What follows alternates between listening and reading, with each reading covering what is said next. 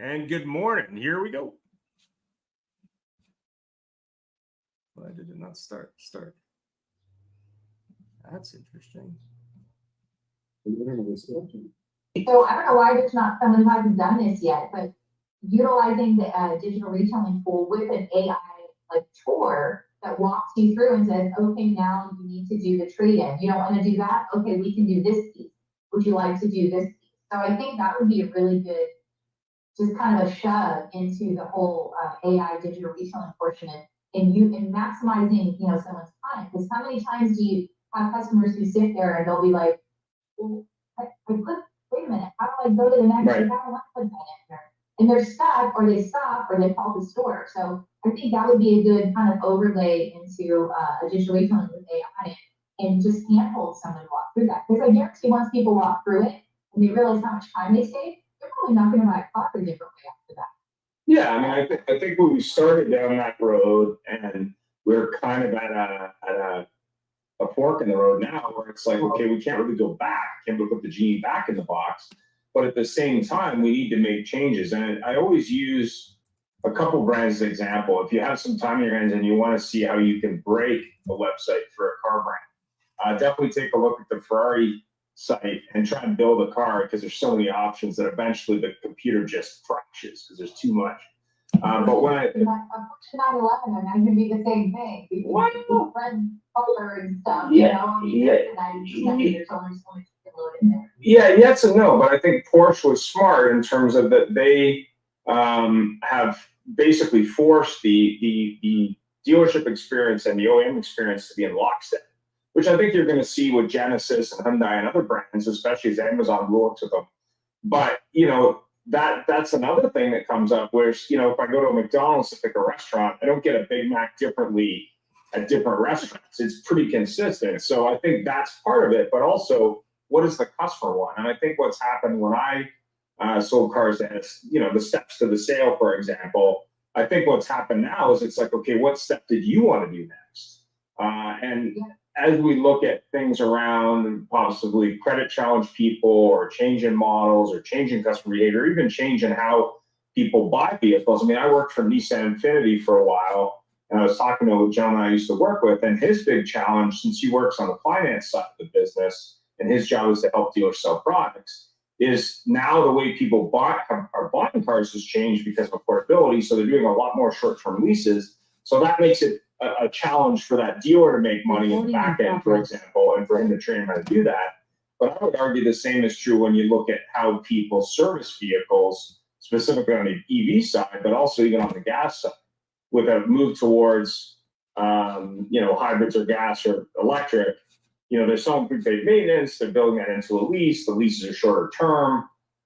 Customers that are younger have less dollars to spend. So that they're really looking at this, but more importantly, what's the best for the brand, the dealer, and the customer moving forward? Because I don't think younger generations look at a car purchase the same way I would. And I think that was why it was kind of interesting when it was like older millennials, younger millennials. Just because I thought that was an interesting split. You can order it right from CDK. It's called Insights. So this is the book. If you want a copy, I'm sure get Troy to send you one. He's one of the sponsors of the show, to be transparent, but it has a lot of really good data. And there's even some stuff on F&I, which I thought was interesting, being that I used to do that. But and I guess the other thing is, attracting people to the business. When I got in the business 25 years ago, it was challenging to attract people to work in the business. And I know gender-wise, we've had many shows on this, because not only is it challenging to attract women to the business, it's more challenging to retain women than men. I guess my question would be, as a woman in the car business, what advice would you give to young women who maybe, or older women who are saying, looking for a change and want to look at the car business, whether it be on the vendor side or the retail side? I mean, what would your advice be? Have a plan. Where you want to go, Right. And talk to a lot of different people. Attend industry events. There's a lot of, I'm actually going to Women in Automotive in a couple of weeks. There's lots of women-focused events like that. But find women in roles that look like they might be interesting to you, and see what their path was to get there. And then don't let anybody detract you from that path. So if you have, I mean, I have my goal in front of me every day and I read it every day when I walk in my home office. Yeah. So just have that goal, have that path, put yourself in front of women in roles that you would like to be in and just ask what probably got you. So that wasn't exactly the clip I wanted, but again, I was challenging there. But when you're looking at women and women specifically buying, maybe we'll talk about that on the show.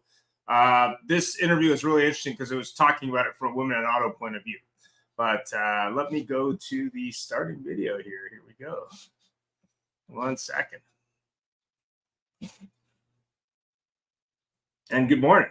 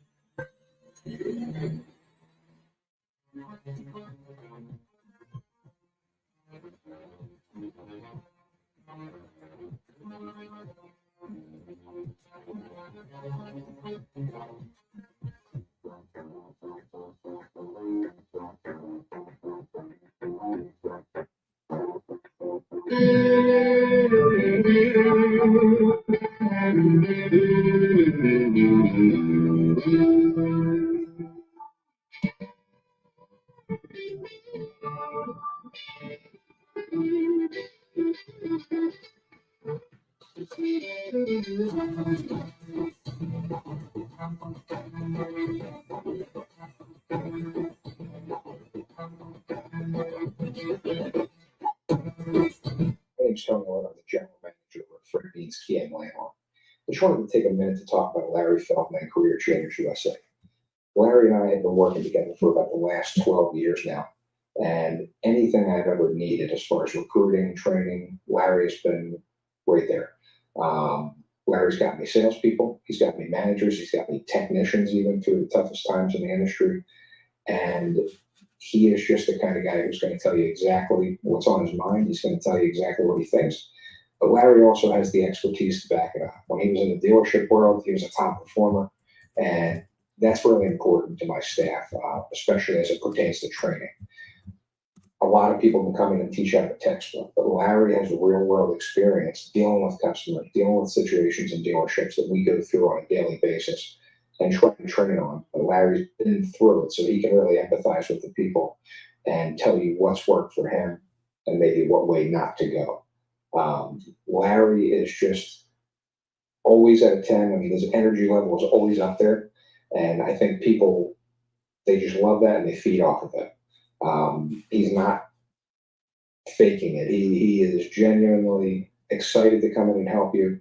He's excited to come in and help grow your business.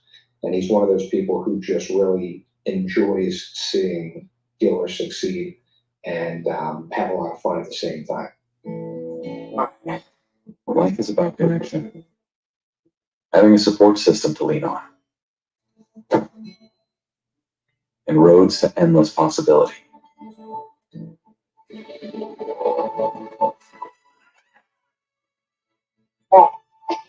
At every turn, guiding the way, we are building the connections that move you.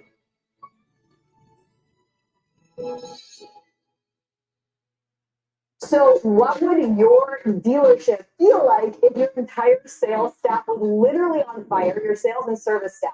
They were nonstop all over social media, completely dominating your marketplace. They could do it in 30 days or less and then continue their education to do it for an entire 6 months or a year.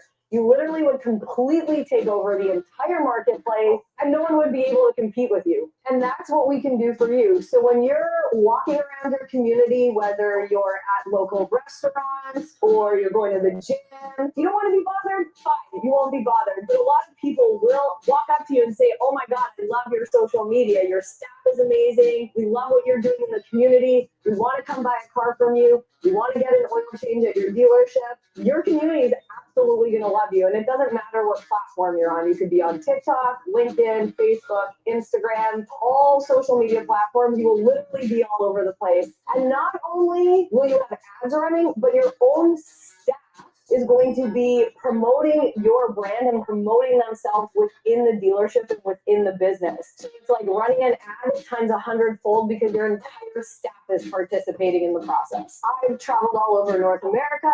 I've trained Toyota. I've trained Nissan. I've been to driving sales. I've been to Women in Auto. I get hired as a speaker for conferences at universities all over the country. And I can help change the trajectory of your dealership right now. Good morning and welcome. And I did get some positive news on the CDK front this morning. It looks like there's going to be compensation for dealers from CDK, if you didn't already know that. So that's great news. And it looks like they're on the road to fixing that problem, from what I understand. So congratulations to them. And dealers, obviously, you'll be hearing from your rep, I'm sure. First of all, welcome. As usual, we have Mr. Groden, formerly of Google, and of course, Larry Feldman. And I guess the big question was embracing change. We talked a little bit before the show about women being a part of the car decision.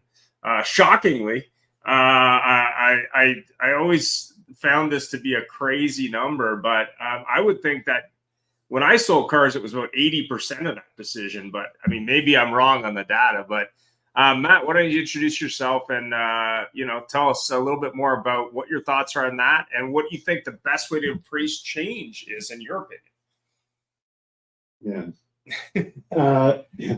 Just start small, right, Ian? Just start with the small topics. Yeah. So I'm Matthew Grouden, for those who don't know me. I spent the better part of a decade at Google working in the automotive team. Now I am working on a few different things. I am teaching at the Automotive Business School in Barrie at Georgian College. And I am also consulting in a couple of different places at smaller groups and doing some OEM work as well. And I publish a weekly newsletter that you can Google and you can find. But this is a super interesting topic. I mean, it's kind of like the women in auto, women car shoppers in auto, and change their good little concentric circles, because there's a lot of overlap there. What is telling from this call alone is that we started this conversation with this particular topic, and there's not a single woman on the call, right? And that's not an uncommon phenomena in auto. I had a very similar experience. I started including some slides and some presentations. I started at the end of last year and throughout this year about how women feel in the car buying experience. And the answer, the spoiler alert, not good. Like, the answer is they don't feel good about it. There was also a really great piece of research that was done, actually funded by Clutch a couple of years back, where they pointed out they got Ipsos to back this up with data to say that almost 90% of women show up to a dealership with their human shield, right? Like, basically 89% of women show up with their husband, father, boyfriend, best friend. Like, they show up with their male human shield because they feel like they're not going to be taken seriously. And that's a huge problem. But I was presenting that data at an event, room full of OEM folk, dealership folk, not a single woman in the room.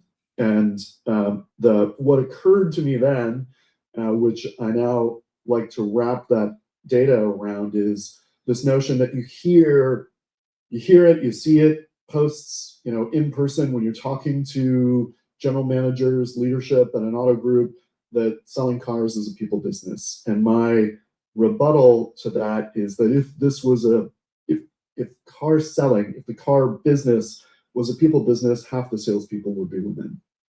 Like, that there's pretty simple math that if we were going to reflect the buying population just on an optics level, if we were going to represent the population of people who buy cars, we would have a lot more women in automotive, and we don't. And it is not necessarily an easy problem to solve. And I mentioned this to somebody else fairly recently, and they quipped that even when you try and have an event and you want to bring in those female voices as speakers, as panelists, it's always the same 5 women. Like it's like you have the same 5 representatives from the same Right. auto groups, the same companies, and that continues to be a problem. It's kind of like that was a well-established, well-known problem pre-COVID, and then COVID caused us to forget this as a problem, and then it's now like oh crap, it's almost 5 years later, and we're in exactly the same situation we were then. Yeah, change is a whole other can of worms, and I think the thing about change is that if you want to invite change into an organization, if you were a business owner and you want to invite it, you have to build that into your culture. And that becomes problematic because I'm not sure that folk at a dealership think of their dealership as a business culture. Like you would have to actually start with the notion of, I define a business culture that we are going to reflect in our business. And then as part of that culture, we're going to adopt change as part of the mentality. And so without the notion of understanding business culture, hard to institute or embrace change as a function of that culture.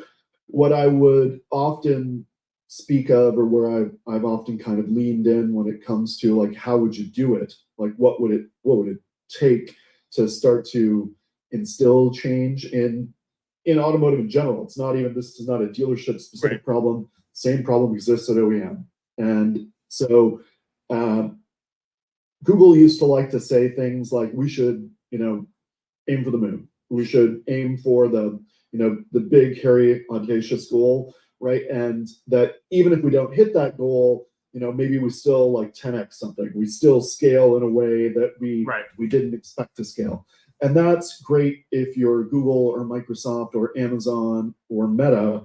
It is not great if you're a 50-year established operating dealership, right? Because there's nothing to 10x that business. Like there's no way to unless 1 million people move into your neighborhood, which might be happening in Toronto, but unless that happens, there's no way to actually do that. So the better approach, instead of like, let's moonshot or 10x or triple scale our business, is to think about the notion of the aggregation of marginal gains, which is a general methodology of, instead of aiming for big changes, it's to find all of the small changes. It's to look at everything in your business, and instead of expecting a 5 or 10 or 20% incremental change, find the 1% changes everywhere.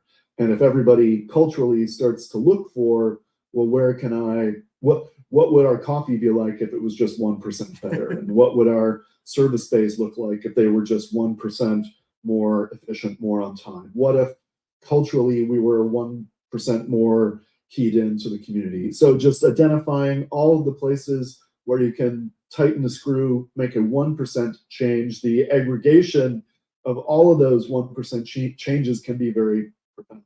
So that's usually the methodology I kind of suggest, and it's built off of something that's now been repeated 1,000 times, if not more, in the James Clear book, Atomic Habits, where he tells that story of the Sky team, the Sky racing team, the cycling team, which was for many years the worst Tour de France performing team in Tour history, so bad that they couldn't even get a sponsorship. Like they couldn't even get them. No one would give them bikes. They were so horrible. And so they got a new coach, and the new coach brought in this idea of, let's just find the 1% changes everywhere. And then they won. He was like, we'll win in 5 years. If we do this, it'll take a while, but we'll win in 5. They actually won in 3, and they've won almost every tour except for one, I believe, since. So, great. It's the change is hard, but it has to be it has to start top down, and then you have to institute it in some way culturally and encourage it. The other problem with that in general, and it's not something that in automotive we're very comfortable with, is that when you try new things, you have to get comfortable with failure. And we're not comfortable with that either. We don't, one bad month, it's the end of the world. So the general sense, right, is that there are some big mindset changes that need to occur, and they're probably more digestible if they're swallowed in small bits. That's great. And I thought about this, Larry, as I was listening to Matthew talk about little incremental change. And there's a number of gentlemen who talk about 10x, 100x, 800x, all this stuff. And not to beat them up, but at the end of the day, I think it's much more productive to say, hey, where can I, how can I increase a little bit on each area? And cumulatively, that's a much bigger growth curve, and it's probably more attainable. But what's your opinion? I mean, you're at dealerships all the time. You on the staffing side. I mean, obviously, it would be perfect if you could get a demographic that matched gender-wise anyway, the male and female buyer. But what's your opinion on the challenges there and change and adapting to that? Well, a bunch of things. First, the last 4 or 5 classes I've had a woman or two at least in each class get hired. So I'm doing my own little part the best way I can. As I said to you and Brody before the show started, I always quote Ben Franklin: "When you're finished changing, you're finished." And I think it is now okay for your CDK commercial, which you ran at the beginning, to remove the number for the suicide prevention hotline, because that was very useful for dealers for a while there. Confucius said the hardest part of the journey is the first step. Bradley's right. You start small. This nonsense with this is like saying I'm going to lose 70 pounds. It ain't easy unless you cut your head off. But if you say I'm going to lose a pound or two, if you do things in small increments, it's easier to measure. It's easier not to get discouraged. I just think it's like everything else. Let's look at things long term. Let's have a plan. Let's be prepared to fail on the plan, right? Because if you're not failing, Grady, I got a great magnet. I quote it all the time on my refrigerator. It's by Mario Andretti. It says, if you're in complete control, you're not going fast. To get stronger, you have to break down the muscles to build them back up. If you work out just till you're tired and stop, you're never going to get any farther than you are. Hey, gentlemen, I'm going to switch this over to my cell. I'll talk as long as I can, and then if I can, with the meeting I got to go to, I'll sneak out. I hate to jump out. I love talking to you two guys, but as far as change, man, if you're not going to change, everything's going to change around. You're going to fall back.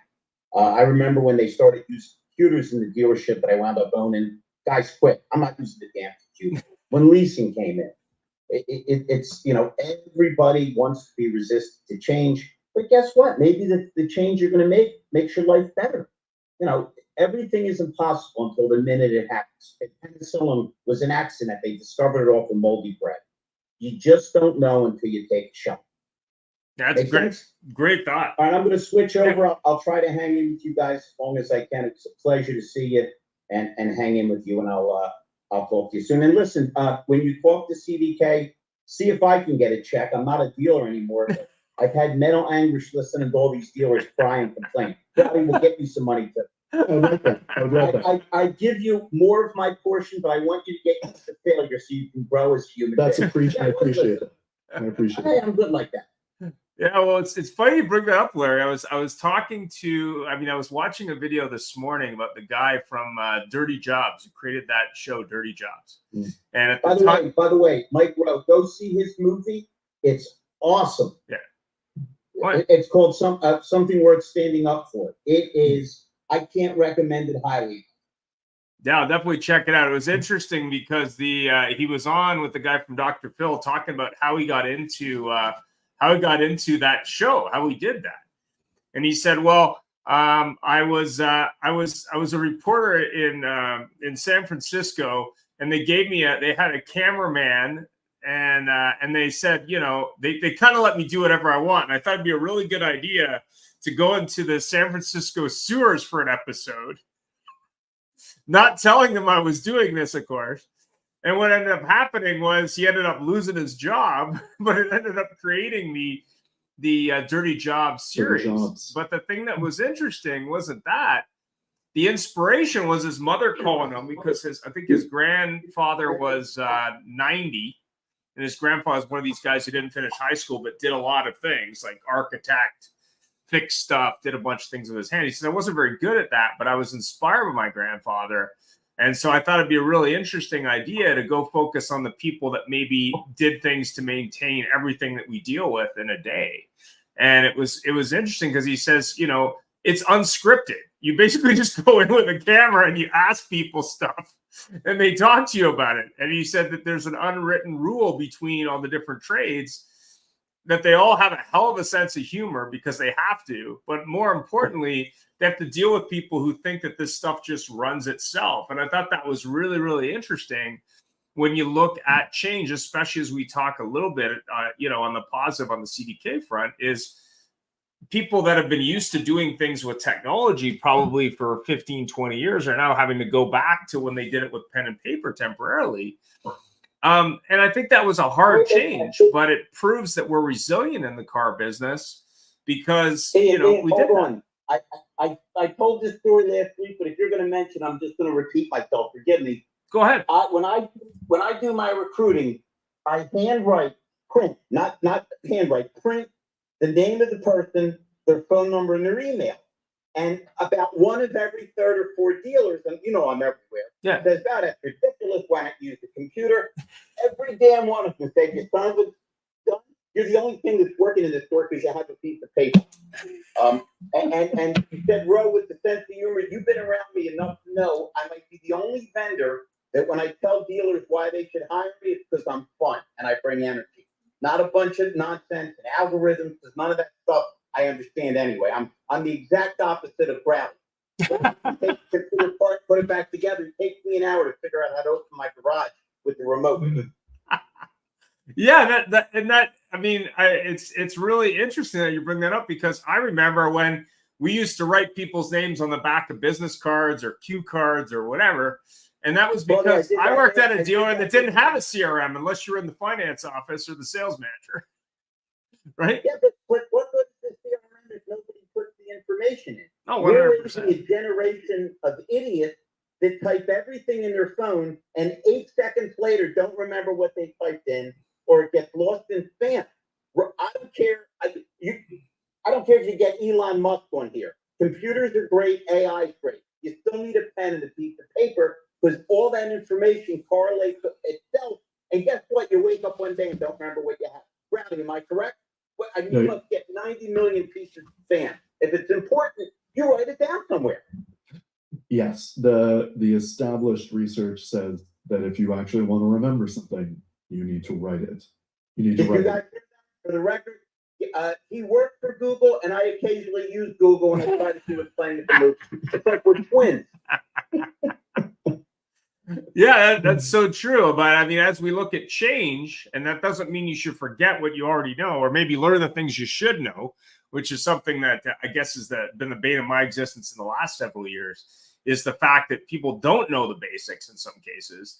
But as we see a rate of change increase, and I'm looking at redefining a sales process for the company I work for using a bunch of traditional and AI tools, and the number that really shocked me from this gentleman out of California that I saw this webinar of last week was basically he doesn't use email for sales anymore because he says basically 70% of his business comes from other means, which I thought was interesting.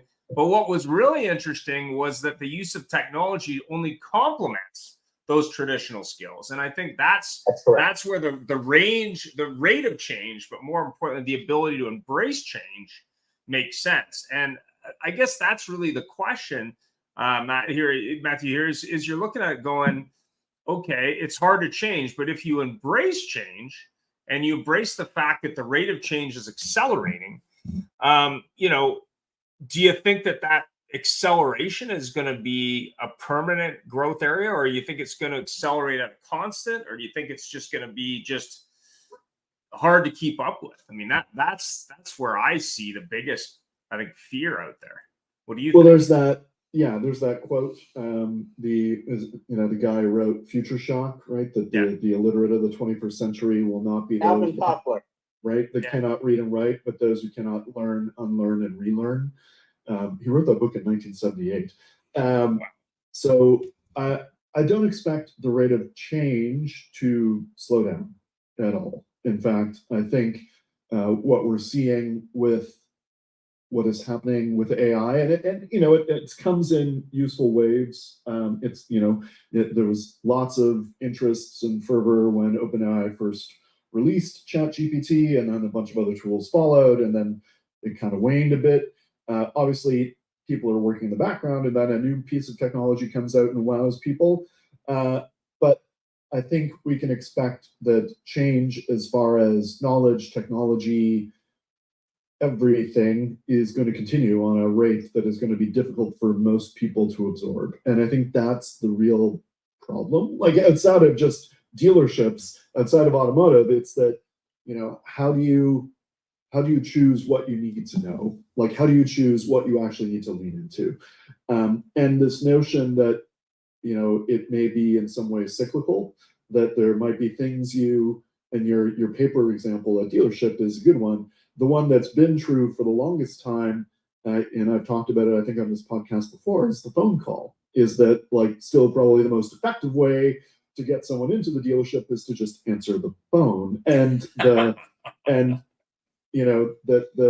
seems to, and another example that has come up or become, resurfaced on my radar, which was a little surprising to me, was I was moderating a workshop just a couple of months ago, and I mentioned something offhandedly about email marketing, and it's like the entire room's eyes glazed over, and I was like, wait a minute, who is using email marketing successfully? And of a room of 30 dealer marketing people, one person put up their hand. And I'm like, email still works. Email didn't stop working. There wasn't a point in time when CRM-based email marketing stopped working. You just chose to stop using it. So we had to have a follow-up after that where we brought in, a third voice, a different voice, someone I know that has worked in that space for a couple of decades to just talk about, what is the current state of email marketing. And I think that that's really the trick. And one of the things that I try and instill in my students at school and my son is really this notion of you need to be a lifelong learner. You just need to be able to know that everything you know today is probably wrong, and that in 10 years you're going to have an entirely different set of skills. You're going to be working in an entirely different set of tools, that you might be browsing on an entirely different type of computer. Yep. That this stuff changes all the time, and that if you want to participate in it, sure, you can go plant trees. You can there are lots of places where the change is not so acute, or the rate of change is not so aggressive. But if you want to be on top of this stuff, and you want to stay current on technology, and you want to stay then current on what your customers' needs are, then it's important to kind of measure, iterate, and change on a regular basis. And that's a general sense, a general methodology that I don't think is very common at dealership or in automotive in general. And the thing that has crept up on us, and I feel like I'm rambling here a little bit. Yeah, but, so stop me, interject whenever. Let me give you the high level here. So, I have a significant email list. I email about 14,000 people a week, a couple times a week, and growing. I've been doing it for a number of years, and I'm pretty astute with data and specifically with email. This gentleman, I think he's based out of California, I believe. Anyway, deep marketing experience in Silicon Valley. Was looking for ways to be a fractional CMO and gaining clients, much like everybody else who's a former, 10, 12, 15-year CMO, whatever. And his biggest challenge was the following. Number one, identifying the key prospect. Number two, building a system that was predictable and scalable that used multiple pieces of technology to engage and convert that customer. And what he said, and he's a very data-centric guy, more of a Procter & Gamble based database marketer versus your traditional, let's create cool Super Bowl commercial guy, right. Which I instantly respect, because I actually had the benefit of a teacher that worked for Procter & Gamble in my MBA who taught me a lot about marketing math. But what was interesting was he said, okay, before the pandemic, this was true. And he was talking about email to a certain degree. And he says after the pandemic, it's a multiple touch point system using multiple software where email might be part of it. And I'm listening to that and I'm going, interesting. And then he started talking about, predictable growth of 33% a year for a company in a very competitive space using multiple pieces of software. Now, it's kind of like baking a cake with 4 or 5 different pieces of software as part of that recipe. So I don't know 100% yet how all those pieces are going to fit together for me. But what got me interested was the fact that he was really looking at that data all the time, and he was able to predict growth, but more importantly, able to adapt to in a highly adaptable environment that's needed, where most people are kind of like, this is what I've always done. And it kind of aligned with sort of my philosophy with change, hence the thought of the show. But also when I look at the good side of change, and I look at the good side of using AI as an example, let's just say there's 8 pieces of software in here, or 3 pieces of software, and they may not all work for you, but a lot of this software can actually make you more efficient.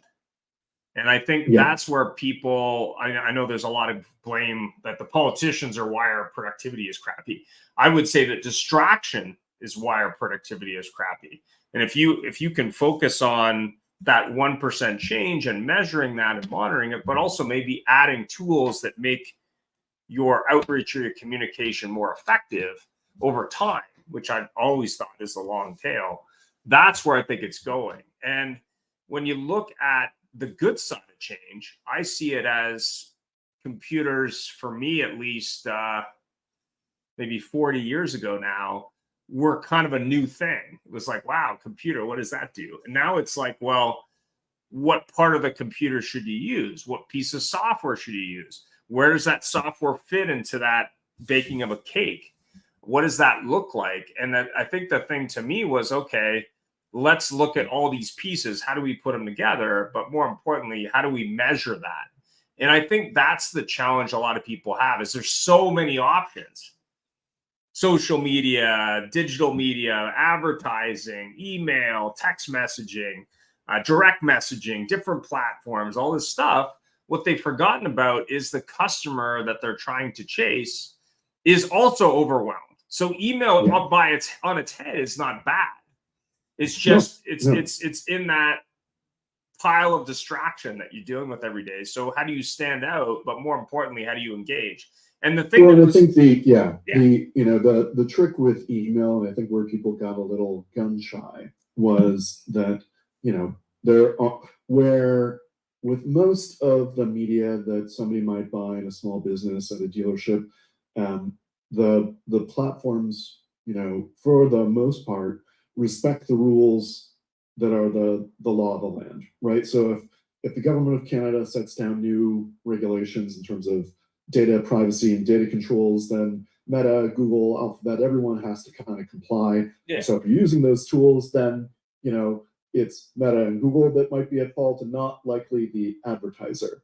Where if you're doing email marketing, that responsibility really lies on the advertiser, right? It doesn't rely on MailChimp. It's not MailChimp's fault if you start violating Castle rules, right? The Canada anti-spam legislation. Yeah. And so I think the legislation implications and sort of some bad stories and bad actors cause people to get really gun shy. The other part is, you're absolutely right, and this is probably the next in the series of workshops, and that is what I have defined for many years as, I've heard it described and explained on one side, it's like your, as an organization, as a business, your marketing and media ecosystem, right? So you can define what that is based on your target buyers, right? So, and then an understanding of, based on that ecosystem, what are the right levers to pull and push, and at what level to make sure that you are honing in on the customers that make sense for your business. The word that I use is orchestration.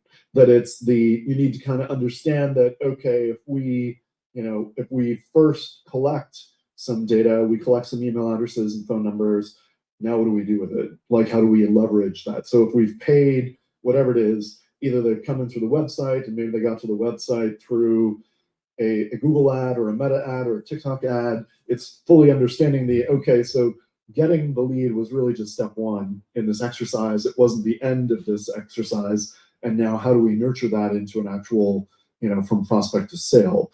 And the general nurturing that I think most people experience is phone calls and text until they submit, right? Like it's basically a beaten into, you either end up buying or you hate that dealership forever. And that maybe there's a middle ground there. Like maybe there's another way to approach that. Well, he was talking about it like the fly swatter approach. Bam! Right. And I thought that was really interesting because you see this from other countries on a global scale, no matter what the industry. And the thing that was really interesting from a strictly sales perspective, and it may vary based on your industry, is number one, very personalized messages.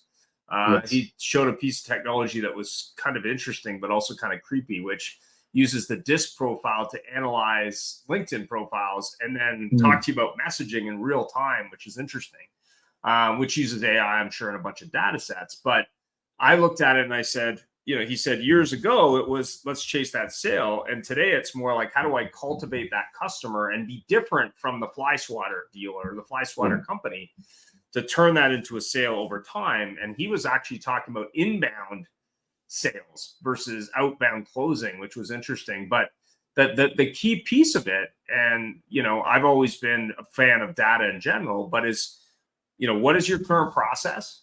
What is your competition or other brands doing? How are you personalizing that message and process to that consumer or potential consumer? How are you retaining that customer who's in sales, service, whatever, in auto? But more importantly, how are you learning from that? And I think that the email is a great example. Is there's lots of tools for customer journey and customer cultivation and personalization today that didn't exist 10 years ago that are key part of that success. But more importantly, if I'm looking at the move from customers who used to walk into the dealership or send, to your point, a shield in, like my brother's daughter needs a van, and I don't think she's ever went into a dealership. She sends her dad to do the heavy lifting. But, when you look at it, it's that 5 to 30 minute car purchase experience. And that moving forward, I think eventually will be all done remotely. So it's really a question of how do you learn now and embrace the change to cultivate that customer experience from start to close over time versus I got to sell them right now, which is that classic, I'm waiting for the up bus concept at a car dealership. So when you're looking at the challenge with change and you're looking at the opportunities, I think it's really about, how do you use tools to develop your own secret sauce for that dealership, deal group, or OEM and implement that and test it to see how you can stand out. I mean, when I managed an internet department 25 years ago, almost now, the key secret to my success was just having a long-term strategy and executing it at a high level. And I think that's easier today with the tools that exist, but also better because I can customize a message to Matthew over time. I can customize a message to Jane. I can customize a message to Matthew and Jane if it's the same email. I can do that. And historically, it was more generic. But even a generic message versus no message is probably a good plan. So when you're looking at dealers and you're looking at customers and you're looking at change, I think the biggest challenge is how does a dealer who's set on that 30-day close or that 1-day close or that week close from an internet lead really start expanding their mind and saying, hey, it isn't about, mowing down all these customers today. It's about how do I consistently predict that sale of customers? Like what is your thinking on that sort of, I guess, mind-bending view for a dealer? Yeah. Well, and I put this presentation together and I've only really presented it, I guess, twice now. Okay. Once. I built it for an event back in May or June, and then I presented it once at a workshop as well because they were curious about the slides. And the name of the deck, the name of the presentation is intended to be a little controversial, and It's just that leads are destroying your business. Yeah. Was the Yeah. punch in your face of the presentation. But the interesting things, and there's a whole, I won't go into the whole nuts and bolts of it. We actually touched on what the cornerstone of that presentation was, and that was to stop talking about stop focusing on the lead and focus on the person. Because once you basically absorb that the lead is a person, you're not just beating them up to get them in, you're actually treating them because they have specific needs. Like, you're focused on their needs as a person, not as the somebody who must show up in the dealership by Saturday.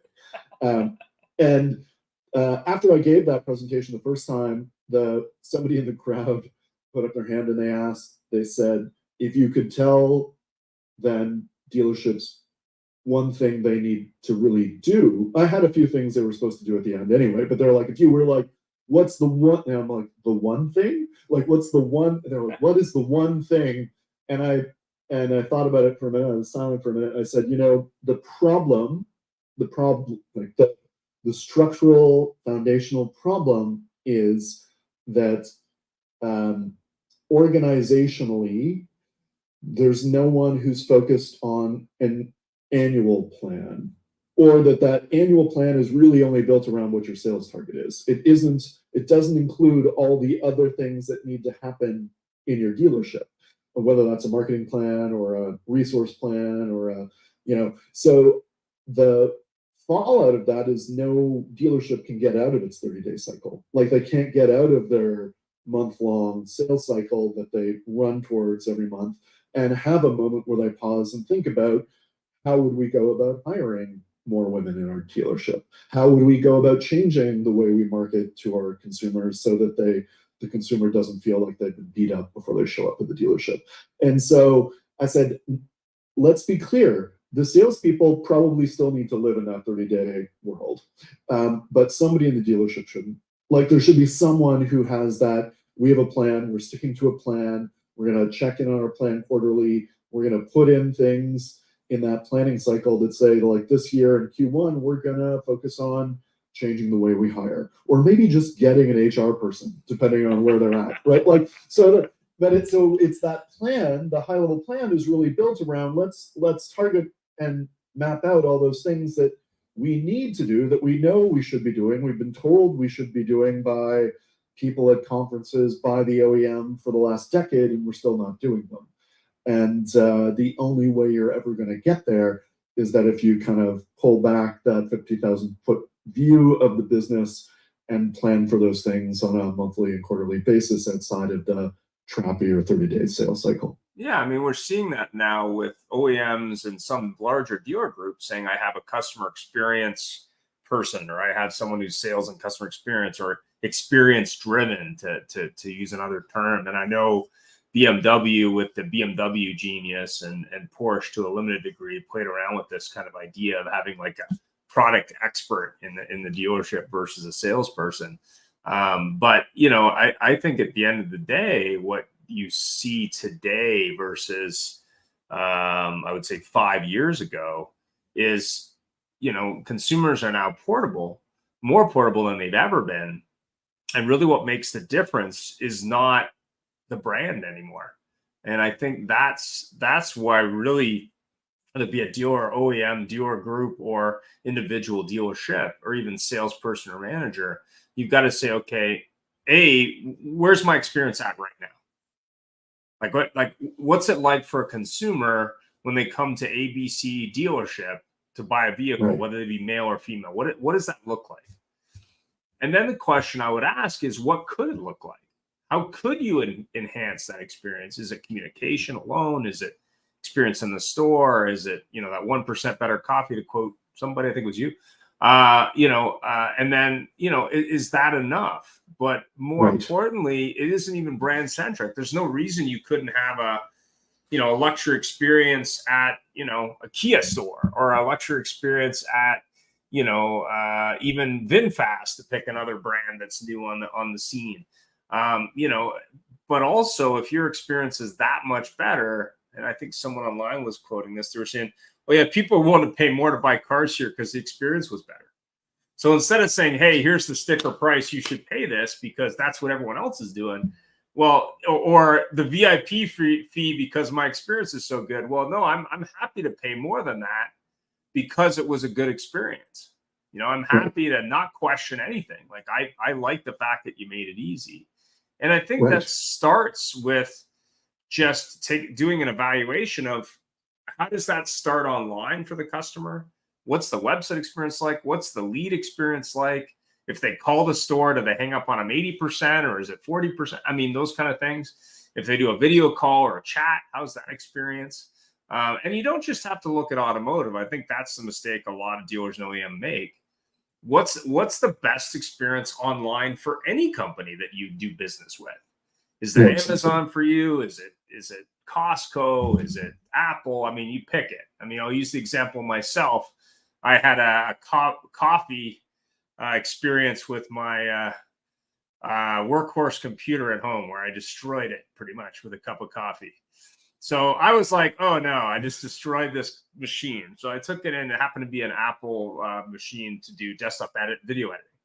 So I went to Apple. They said, well, the good news is you have the extended warranty. And the better news is the worst case scenario, you're going to be owing us $400 to fix this. Now, we don't know how long it's going to take to fix it because we've got to take the whole thing apart.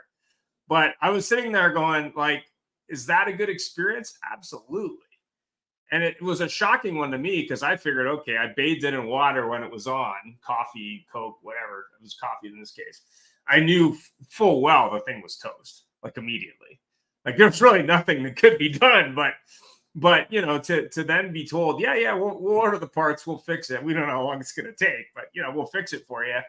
I was like, wow, like that's to me is a great experience. Like they're do they even go through the trouble of trying to fix it, or do they end up just giving you? Well, they're gonna have to take it all apart. I think I don't know what their process is, but you know, I'm looking at it going, and I serviced computers many years ago, and I remember having cases like this where people would argue with me, like, oh yeah, there's nothing in the computer, it just doesn't work. You took it apart, and like the circuit board's sticky from Coke or whatever they were drinking.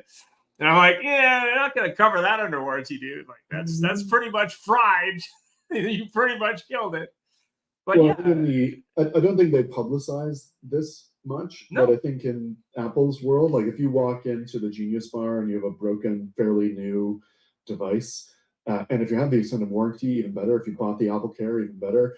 But they more times than not, they just hand you a new one. Like they like can't even. It's not even worth it for them to crack the shell on it to fix it.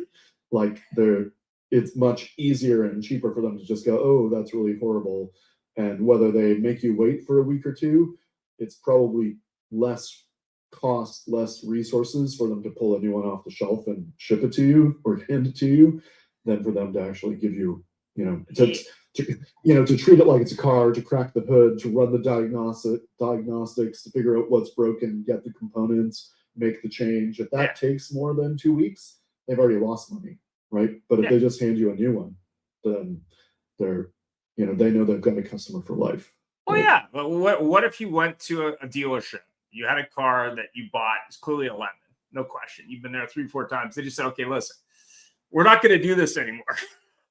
We're just going to give you another one off the lot. Same configuration, same car. We got it. Here you go. We'll deal with it. That would be, I think, not only monumental for that customer who's a little frustrated, it would probably be a positive news story, like somewhere, right? And I'm not bragging about the fact that they did this. To me, it was shocking because I worked in that industry. So to me, for someone to, accidentally wipe out a computer, and I'd pretty much known it. As soon as I did that, I knew I was a little agitated, but I knew I killed it. Like there was no question for me.